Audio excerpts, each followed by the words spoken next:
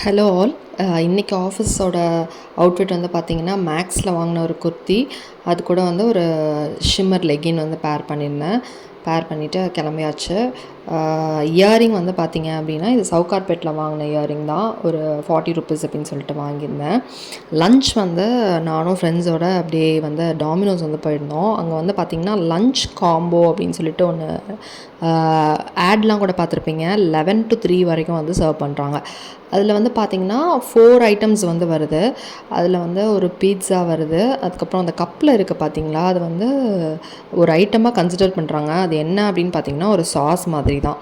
So அதுக்கப்புறம் ரைட்டில் இருக்கல அந்த 3 வந்து வெஜ் கட்லெட்ஸு அண்ட் ஒரு கோக் வந்து தராங்க. அந்த இன்னொன்று ஒரு பன் மாதிரி இருக்கிறது வந்து பார்த்திங்கன்னா சாக்லேட் பாம் அப்படின்னு சொல்லிட்டு அது வந்து எக்ஸ்ட்ராவாக நம்ம 20 ருபீஸ் பே பண்ணி வாங்கினோம். அது பார்த்திங்கன்னா உள்ள சாக்லேட் வந்து குட்டியூண்டு தான் இருக்குது, சுற்றி வெறும் மாவு தான் இருக்குது.